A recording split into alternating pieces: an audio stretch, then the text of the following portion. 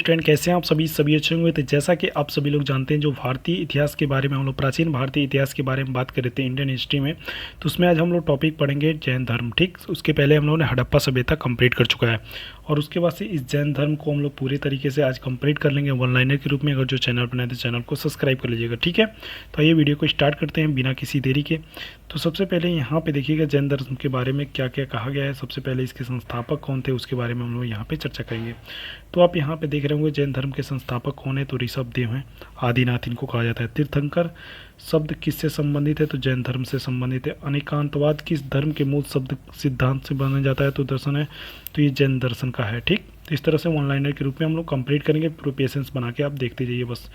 जैन धर्म के कर्म परमाणुओं के पूर्ण विनाश की सूचित करने वाली अवस्था को क्या कहा जाता है, तो उसको कहता है निर्जरा कहा जाता है। ठीक है, नेक्स्ट पॉइंट की बात करेंगे। जैन धर्म में संवर का क्या अभिप्राय होता है, तो जीव की ओर नए कर्म के प्रभाव को रुक जाना के हम लोग मानते हैं। यहाँ पे नेक्स्ट पॉइंट और बहुत ही खास पॉइंट है जिसको आप लोग को ध्यान से देखना चाहिए। गंग वंश के राजा राजमल चतुर्थ के मंत्री सेनापति चामुंडराय 974 ईस्वी में स्वर्णबेलगोला के पास एक जीन मूर्ति का निर्माण करवाया था, जो बाहुबली गमितेश्वर की मूर्ति कहलाता है। ठीक है, और यहाँ 12 वर्ष के अंतराल पर मनाया जाने वाला उत्सव महामस्तकाभिषेक के नाम से जाना जाता है। ठीक है, तो इस तरह से इनको ये बहुत ही महत्वपूर्ण इन लोगों का एक जगह है जैनों का। त्रिरत्न सिद्धांत, सम्यक दर्शन, सम्यक आचरण और सम्यक ज्ञान। मतलब सम्यक दर्शन मतलब जो चीज़ आपको दिख रही है। ठीक है, सम्यक आचरण मतलब आपके जीवन का मतलब कालचक्र जिसके हिसाब से आप पढ़ो से आचरण अपना देते हैं। सम्यक ज्ञान का मतलब होता है कि आपके पास कितनी सारी मतलब ज्ञान है उसके बारे में यहाँ पे चर्चा किया गया है। तो इसको जैन धर्म के रूप में जाना जाता है। आजीवक संप्रदाय की बात की जाए तो यहाँ पे आजीवक संप्रदाय के कौन से संस्थापक थे, तो ये थे मक्खली गोसल जी थे। ठीक है, अणुव्रत सिद्धांत किस धर्म से संबंधित है, तो जैन धर्म से संबंधित है। नेक्स्ट पॉइंट की बात करेंगे यहाँ पे। अणुव्रत सिद्धांत किस धर्म से संबंधित है, अभी पढ़े हम लोग जैन धर्म से। यापनीय किस संप्रदाय का था, तो जैन धर्म के थे। ठीक है, प्रारंभिक जैन साहित्य किस भाषा में लिखे गए थे, तो ये अर्धमागधी में लिखे गए हैं। पार्श्व से संबंधित होने के कारण कौन सा स्थल है, तो जैन सिद्धांत है। ठीक है, नेक्स्ट पॉइंट की यहाँ पे बात करेंगे। पार्श्व के संबंध होने के कारण कौन सा स्थल जैन सिद्ध क्षेत्र माना जाता है, तो संवेद शिखर को हम लोग जैन क्षेत्र के रूप में जानते हैं।